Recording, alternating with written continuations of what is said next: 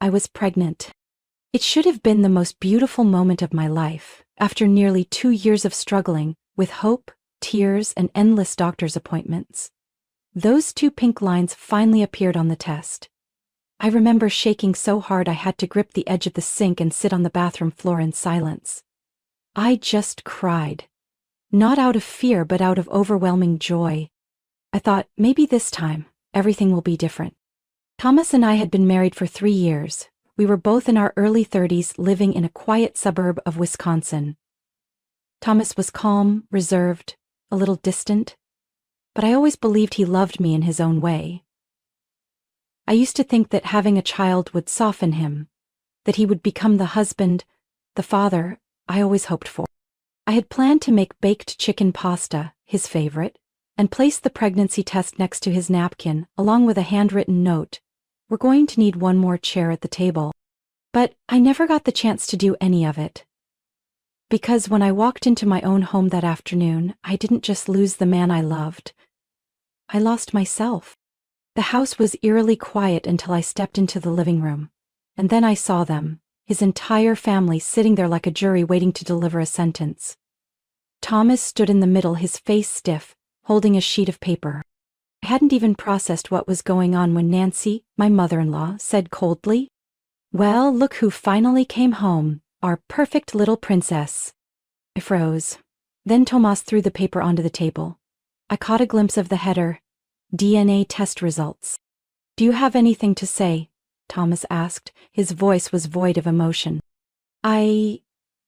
What is this?" I stammered. I had never taken any kind of DNA test. "Stop pretending, Olivia. That baby you're carrying is Ethan's," Thomas's younger brother said, lounging on the sofa with one leg crossed, his smirk full of smug cruelty. My heart shattered into pieces. "Are you insane?" I stared at Ethan, my eyes wide with disbelief. I would never. I turned to Tomas, hoping for a single look of trust, just a flicker. But no. He looked at me like I was a stranger. And then it happened. Thomas, the man who once promised to protect me, who held my hand through infertility appointments, leaned forward and did the unthinkable. The warm splash of spit on my cheek reeked of betrayal. I didn't even have time to react. "You're disgusting," he said. Every word sliced through me. I stood frozen. The entire room spun. Then came the slap, a sharp crack across my cheek from Nancy. I staggered. Audrey and Sophia lunged toward me, grabbing my hair like ghosts crawling out of a nightmare. "We'll make sure everyone sees who you really are," Audrey shrieked, dragging me toward the front door. I struggled, screaming Thomas's name. He didn't move. Didn't speak. Neighbors peeked out, a few held up their phones. I couldn't hear anything but the blood pounding in my ears.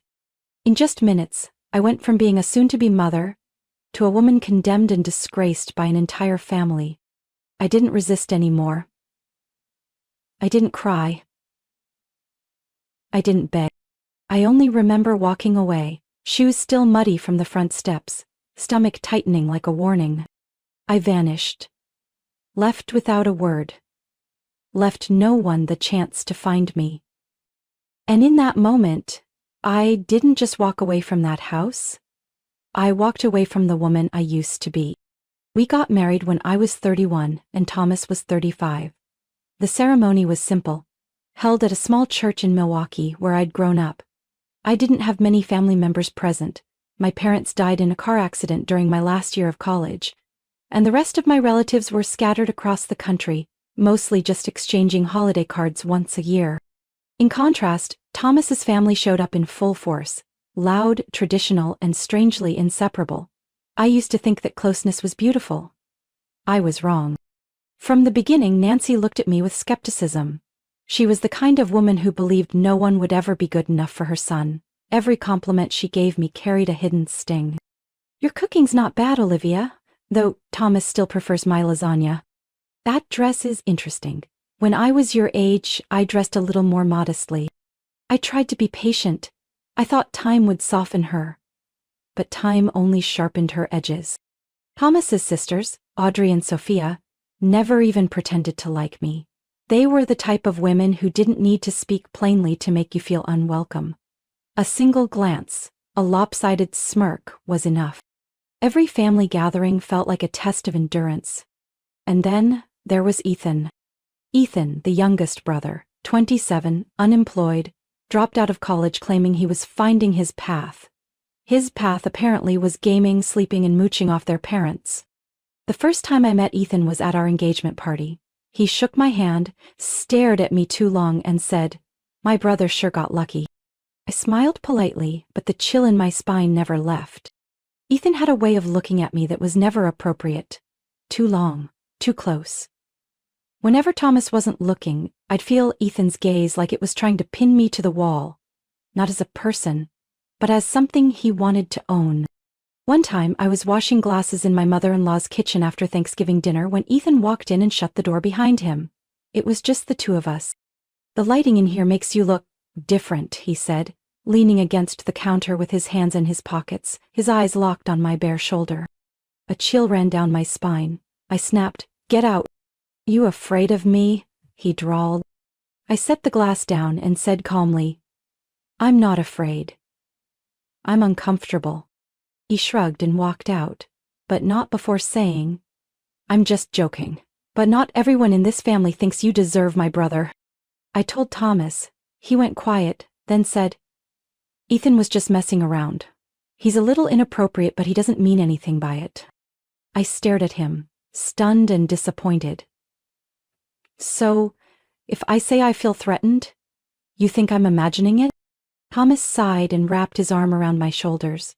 "It's just, they're my family, Olivia. Nobody's perfect, but they're my blood." That answer was the beginning of everything that followed.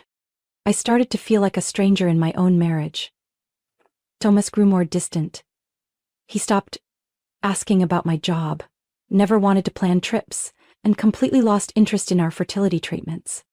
I went to the appointments alone, did the tests alone, took the medication alone. Thomas always had excuses, meetings, deadlines, or sudden calls from his mother.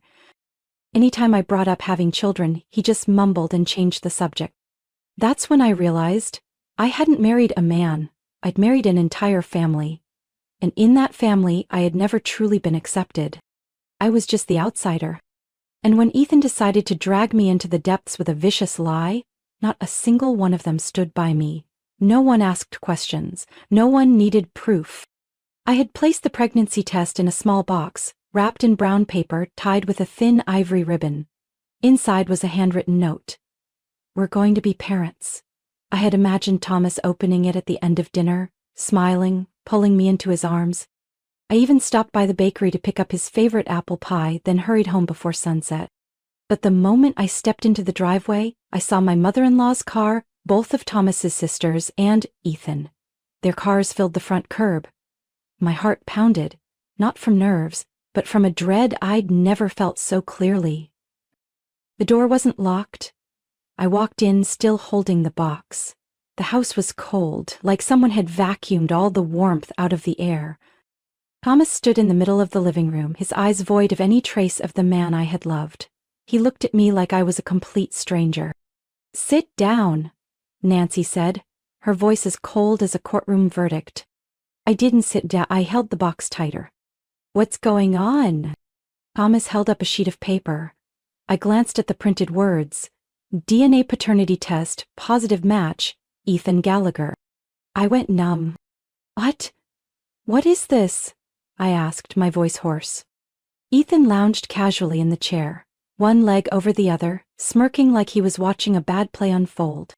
"Thomas found it in your purse," Audrey chimed in, arms crossed. "Quite the discovery, Olivia." "That's not mine." I shook my head, my chest tightening. "I didn't take any tests. I only found out I was pregnant today." Ethan stood slowly. "Then what about the pregnancy test in your bag? Funny timing, huh?" Thomas said nothing. His face was carved in stone. I reached out, trying to touch his arm. "You know me. I didn't do anything wrong. It's him, Ethan. He's lying." And then, the unthinkable happened. He hurled every ounce of contempt in one brutal act, a spit that shattered whatever was left between us. The shock locked me in place. That salt on my lips wasn't just saliva, it was every ounce of trust, love, and marriage I'd fought for, shattered. "You're disgusting," he said, each word hitting like a hammer to my chest. Then came the slap, swift and merciless from Nancy. My head snapped to the side with a sound that echoed like judgment. "I always suspected," she hissed, hand trembling. "Just waited for the truth to show." Audrey and Sophia didn't need another word. They lunged, grabbing my hair like I was a criminal being dragged to justice. They hauled me toward the door before I could react. The door flung open. It was dusk now, and the streetlight above the porch lit my shame like a spotlight. I heard a door creak open across the street. Someone saw. Someone was watching as I was pulled from the house I used to call home. "Let the neighbors see what kind of woman you really are," Audrey shouted. "No one feels sorry for a cheater like you." I screamed, "Tomas, you can't believe this. Ethan is lying. Look at me. Do you really think I could do that?" But Tomas just stood there. His eyes were blank. Not angry, not sad, just empty. Like I had never meant anything at all. When they let go of me, I had no strength left. I stumbled away from the house, my hand still gripping the crushed box. Inside, the test was shattered. The physical pain was nothing compared to the blow to my trust. They didn't need verification. They didn't need an explanation. They just needed an excuse to throw me away, and Ethan had handed them a perfect one. I didn't look back. I didn't cry. Just walked, carrying a tiny life inside me, and a heart crushed by betrayal from the very person who once swore to protect me. 2 years passed. I lived a new life. Quiet, peaceful, far from the memories. I was no longer the woman who stood under a porch light, bruised and discarded, with an unborn child she never got to introduce. I worked remotely for a marketing company in Oregon, living with my son in a small apartment with sunlit windows. That child, I named him Ely, was all the goodness I had left. And every time his little fingers wrapped around mine, I remembered. Leaving was the right choice. I cut off all contact. No email, no social media, no old phone number. The people who knew me best, none of them had any reason to look for me. They had chosen to believe a lie, and I let them live with that choice. Until one early spring afternoon, when everything I thought had been buried began to crack open like a fault line I couldn't hide. I had no idea that Ethan, the one who fabricated the entire story that destroyed my life, was lying in the ICU of a hospital in Illinois. Severe pneumonia, high fever, and delirium. But the one thing I never expected was that it would be his delirium that exposed the truth. According to a nurse's account later, during his nighttime panicked episodes, Ethan kept repeating the same sentence. "I made it all up. She didn't do anything."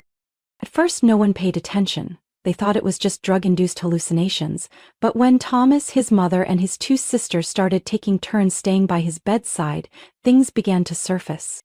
"I faked the test. I just wanted revenge because she wouldn't help me get close to her sister."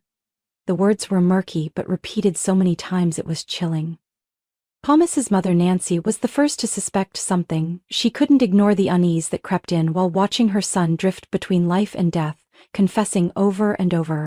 Thomas reacted differently. When the phrase "I faked the DNA results" came out for the 4th time, he snapped. 2 years of buried rage exploded.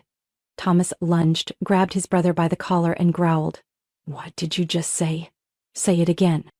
Medical staff rushed in to break it up. The heart monitor screamed. A nurse was shoved to the floor. Security was called. Thomas was banned from the ICU for 48 hours. Ethan kept rambling in delirium, but what needed to be said had already been said. When his confession reached the rest of the family, their world collapsed instantly. Nancy screamed in the hospital restroom. Her sobs echoed through the hallway. She locked herself in for an hour and had to be sedated when she finally came out hysterical. Audrey collapsed on the spot. She clutched my wedding photo with Thomas, stared at it for a long time, then slammed it down so hard the glass shattered, cutting her hand. But she didn't even flinch. Sophia was quieter, but her face went pale. She went home, locked her door, and didn't show up to work for 12 days. The truth, no matter how late, was still the truth. And it flooded that family like a tidal wave. washing away everything they once believed. Thomas began searching for me the moment the hospital ban lifted. He contacted my old friends, former co-workers in Milwaukee, even hired a private investigator. But he didn't know I had changed my name, all my documents, and lived as if Olivia Gallagher had never existed. The investigator found nothing. The only piece of information came from a mutual friend. Someone told him I was doing well and didn't want to be found. The only thing Tomas had left was a single photo of Eli, accidentally posted on someone's social media during a birthday party at a daycare. That little boy had soft curly hair and hazel eyes. Just like him. He didn't need confirmation. Thomas knew. That was his son. But to me, Eli wasn't a tie to the past. He was living proof of everything I had survived. And I had no intention of letting the past intrude into our lives again. Thomas searched in vain. Since the day Ethan confessed, he became a different person. Silent, sleepless, often sitting for hours with our faded wedding photo. He hired 2 more private investigators, changed 4 phone numbers, created dozens of fake social media accounts, just to catch any trace of me or the child. But nothing. I had disappeared too thoroughly. No bank account under my old name, no rental registration, no health insurance documents showing I ever existed as Olivia Gallagher. Until one day Marissa, my college best friend who lives in Portland, called me while I was setting the table for Eli. "Liv, I'm sorry," she whispered, hesitating. "Thomas just called. I don't know how he got my number, but he knows you're alive and that you have a child." I clenched my hand. The spoon in my other hand tapped the pot. Eli looked up, his hazel eyes filled with the kind of curiosity only children have. "What did you tell him?" "I didn't reveal anything, but Liv," he cried. "I've never heard Thomas sound like that, like he had nothing left." I didn't say a word. That night, I didn't sleep. 3 days later, just after I picked up Eli from school and was watering the lavender pots on the balcony, there was a knock at the door. I knew instantly. I didn't need the peephole. I knew who was standing outside. And I was right. Thomas stood there, visibly thinner, his jacket wrinkled, eyes sunken like he had walked all the way from Wisconsin to Oregon. That look? It wasn't the look of the man who had once spat in my face 2 years ago. I didn't say a word, just cracked the door open, keeping the chain lock fastened. He looked at me, then his eyes drifted past me, toward Eli, who was sitting on the rug taking off his shoes. He looked, and in that moment I saw it, Thomas's entire world crumbling. "That's him, isn't it?" he whispered, voice hoarse. "That's our son." I didn't respond. I quietly closed the door.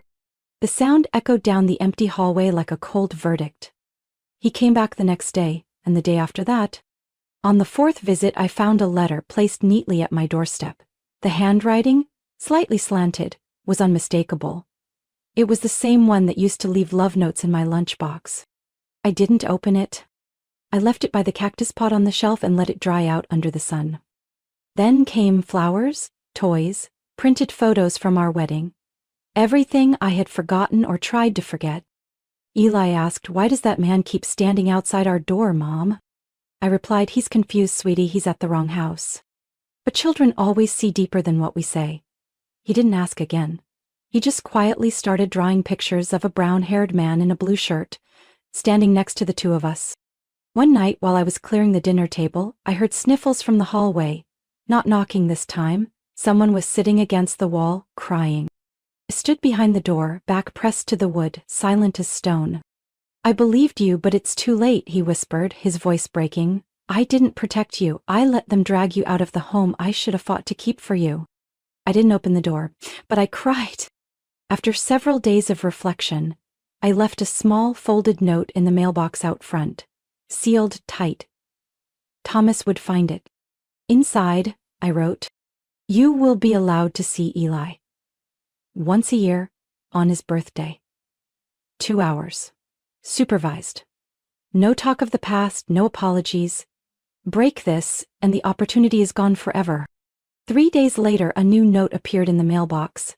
"I agree, thank you, for everything. I thought that would be the end of it after Thomas received my letter. 2 weeks later, on a crisp autumn afternoon, the doorbell rang while I was folding laundry. Through the peephole, I saw Nancy, my former mother-in-law, standing with a large white bundle in her arms. Beside her were Audrey and Sophia, each carrying something.